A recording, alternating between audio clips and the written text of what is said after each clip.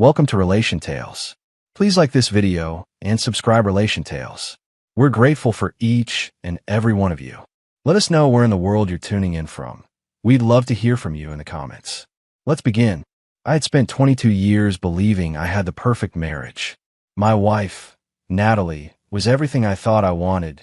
Beautiful, intelligent, and fiercely devoted.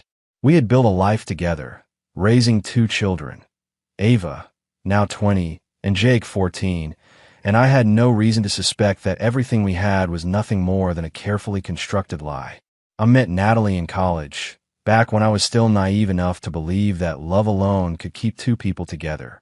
She worked at a small cafe near campus, and her laugh had been the first thing that caught my attention. 2 years later, we were married, young and in love, ready to take on the world. When Ava was born, we were overjoyed. The sleepless nights, the sacrifices, they all felt worth it. And when Jake came along years later, I thought our family was complete. But somewhere along the way, something shifted. I should have seen the signs. I should have noticed how Natalie withdrew from me, how our conversations became nothing more than routine discussions about bills, schedules, and who would pick up Jake from soccer practice. I should have seen how she no longer looked at me the way she used to, how she started spending more time on her phone, laughing at messages she never shared with me. But I was blind, and my blindness cost me everything. It all started when my old friend, Adam, moved back into town. We had been inseparable in college, but life took us in different directions. When he called me out of the blue, saying he was moving back for a new job and needed a place to stay for a while, I didn't hesitate. I welcomed him into my home, into my life, into my marriage. Adam was charming. He always had been. He could talk his way into or out of anything, and people loved him for it, Natalie included. At first, I was happy to see my family enjoying his company. He made my wife laugh in a way I hadn't seen in years. He bonded with Ava over books, exchanged jokes with Jake, and even helped around the house. It felt like old times. But then things started to change. Natalie began dressing up more, wearing perfume even when she had no plans to go out. She started leaving the house more often, saying she was meeting with friends. And Adam, he was always there, always lingering a little too close, always watching her with a look I should have recognized. I trusted them both. That was my mistake. I was supposed to be at work. I wasn't. I had forgotten an important contract at home, and instead of calling Natalie to bring it to me, I decided to swing by the house myself. I wasn't prepared for what I found. The moment I stepped inside, I heard laughter. Low, intimate, the kind that didn't belong between a married woman and her husband's best friend.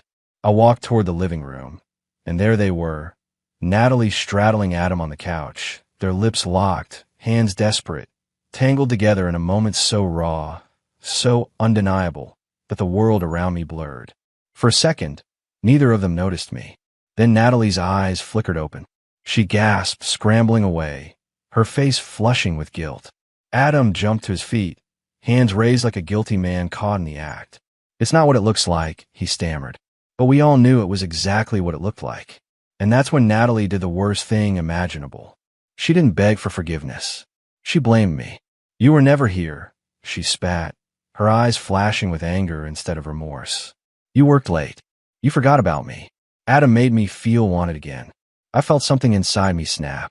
This was my wife, the mother of my children, the woman who had vowed to love me until death. And here she was, justifying her betrayal. I didn't yell. I didn't hit Adam. I just looked at her and said, "You'll regret this," because I already knew how this would end. And my revenge had just begun. I didn't cry. I didn't beg. I simply filed for divorce the next morning. Natalie laughed in my face. "You're being dramatic," she said, crossing her arms. "You're really going to throw away 22 years over a kiss." But I knew it wasn't just a kiss. It was everything. And the worst part? Ava took her side. "She deserves to be happy, Dad," Ava said, glaring at me like I was the villain. "You were never around. Maybe you should have paid more attention." Jake, however, was furious. "She cheated," he snapped at his sister. "And you're defending her? What's wrong with you?" I left that night. I couldn't stay in that house. The house where I had built a life with a woman who had thrown it all away for someone who didn't even love her. But I wasn't done. Not by a long shot. Because if Natalie thought she was walking away from this unscathed, she was dead wrong. I was going to make her feel the same pain she had inflicted on me. I didn't just want to leave Natalie. I want to take everything from her. First, I froze our joint bank accounts. She panicked, calling me in a fury. "You can't just cut me off," she screamed. "You lost the right to my money the moment you spread your legs for Adam," I said coldly. Next, I started digging. And what I found? Oh, it was so much worse than I imagined. Natalie and Adam hadn't just kissed. They had been sleeping together for months. While I was at work. While I was planning vacations for us. While I was breaking my back to provide for our family. And worst of all, she was still lying to me about it. That's when I knew. My revenge wouldn't just be about exposing her. It would be about destroying her. The night I left, I checked into a hotel across town, but sleep didn't come. My mind was a battlefield of emotions. Rage, betrayal, a deep-seated sorrow that clung to my chest like a vice. But above all, a single thought consumed me. I would not be the victim in this story. Natalie thought she had won, that she had played me for a fool and walked away unscathed. She had no idea what I was capable of. I spent the entire night gathering evidence. Bank statements, text logs, anything I could find. I contacted a private investigator, someone I had used for background checks at work. If there was more to uncover, I would find it. And then, as I was combing through my wife's social media, something clicked. Adam wasn't just a fling. He was her plan B. He had money, connections, influence. She wasn't just cheating on me. She was upgrading. She wanted out of our marriage, but she didn't want to leave empty-handed. And I wasn't about to let that happen. Natalie still didn't take me seriously. "You're being ridiculous," she scoffed when I refused to negotiate outside of court. "We can split things fairly. No need to make this ugly." I looked her dead in the eye. "You lost the right to fair the moment you let him touch you." Her face paled. She knew I wasn't backing down. That night, she tried to get Ava to convince me to be reasonable. "Mom made a mistake," Ava said, her arms crossed. "You can't throw everything away over one bad decision." "One," I repeated, laughing bitterly. "Ava, wake up. This wasn't a mistake. It was months of lying, cheating, and she doesn't even regret it." Ava rolled her eyes. "Whatever. At least she's happy now." And that was it. My daughter had chosen her side. But Jake stood beside me. "Dad," he said quietly, "I'll never forgive them." Neither would I. Natalie moved in with Adam within a week. She acted like it was a fresh start, posting happy pictures on social media, pretending like she hadn't just destroyed our family. I let her believe she was winning. Meanwhile, I was working behind the scenes. I had called Adam's boss, casually mentioned how an employee under him had been engaging in questionable behavior with a married woman, one whose husband happened to know very influential people in the industry. Adam lost his job within 3 days. Natalie still didn't suspect a thing. She was too busy parading around like she had upgraded from a workaholic husband to an exciting, passionate man. And then, I filed for full custody of Jake. She didn't take it seriously at first. She assumed the courts would favor her. That mothers always won. Until my lawyer presented the evidence. Bank records showing hotel transactions under her name for months. Text messages from Adam to other women. Because, of course, he wasn't just cheating with Natalie. He was cheating on her too. Natalie's world began to crack. She tried to fight, tried to claim that she had been neglected in the marriage. But in the end, she had no ground to stand on. I walked out of the courtroom with full custody of my son. And Natalie? She walked out realizing she had made the biggest mistake of her life. 2 months passed. Natalie called me drunk one night. "I messed up," she whispered. "I miss you." I leaned back in my chair, a slow smile creeping onto my face. "No, you miss stability." She started crying, saying she was so sorry, that she had been wrong about Adam. And then came the final twist. She had come home early one evening and caught Adam with someone else. And that someone else? Ava, my own daughter. She had betrayed me to defend her mother, but in the end, she had become her mother's replacement. Natalie sobbed, begging for forgiveness. "I didn't know," she choked out. "I swear I didn't know." I let her cry. I let her feel every ounce of the betrayal she had inflicted on me. And then I said the words that sealed her fate. "You deserve each other." And I hung up. Natalie and Ava self-destructed. Adam, predictably, abandoned them both. Ava called me in tears, trying to justify it. "It's not like that, Dad." I cut her off. "I hope you enjoy being your mother's replacement." She went silent, and for the first time, she realized what she had become. Natalie lost everything. Her home, her reputation, her family, and me. I walked away without a scratch. Because sometimes the best revenge is letting them destroy themselves. Natalie tried to hold on to what little dignity she had left. She went silent for weeks after I hung up on her. No more social media posts. No more smugness. Just radio silence. Then, one day I got a text from her sister, Lisa. You should see Natalie. She's not doing well. I ignored it. I wasn't about to play the sympathy game. She made her choices. She destroyed our marriage. She chose a man over her own family. Now, she had to live with that. But deep down, I was curious. Had she finally realized what she had lost? So, I let Lisa send me a picture. It wasn't the woman I used to know. Natalie looked gaunt, tired, hollow, like someone had drained the life out of her. And in a way, they had. Because Adam never wanted her. He wanted control. He got it, then moved on. She had burned her entire life to be with him. And now, she had nothing to show for it. Not a marriage. Not a home. Not a family. And worst of all, not even her own daughter. Ava tried to act like nothing was wrong. She still posted pictures online, pretending her life was perfect. But I knew the truth. And so did Jake. One evening, as we were watching TV, he turned to me and said, Ava called. I muted the screen. What did she say? She wants to come back home. I leaned back in my chair, studying my son's face. He wasn't smiling. What do you think? I asked him. Jake shrugged. I think she finally figured out Mom was using her as a shield. He wasn't wrong. Natalie had weaponized Ava, manipulated her into taking her side, feeding her lies about how I was the bad guy. And Ava had believed it. She had chosen a stranger over her own father. And now it was too late. She asked if you talked to her. Jake added. I stared at my phone, the notification of missed calls flashing on the screen. Then I shook my head. Not yet. Because Ava needed to understand something. Actions have consequences. And some things you can't undo. Natalie must have sensed the shift. Because, suddenly, she was everywhere. She called. I didn't answer.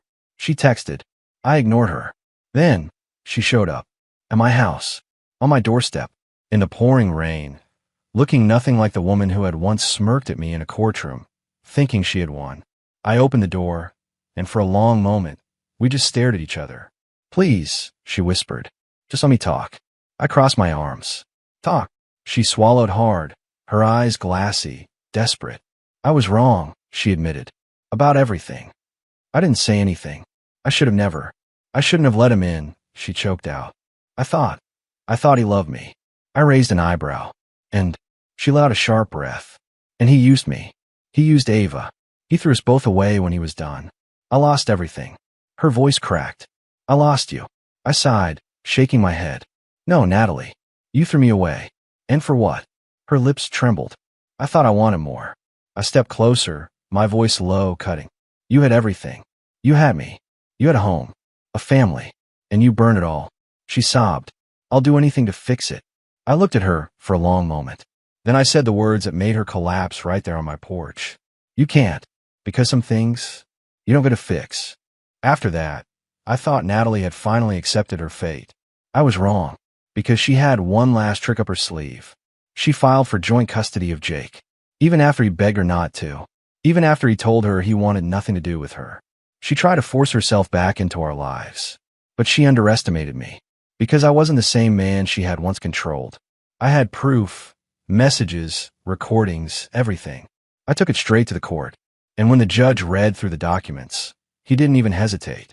Full custody remained mine. Natalie. She walked out of that courtroom in tears, utterly defeated. And for the first time, I felt nothing. Not anger. Not sadness. Just freedom.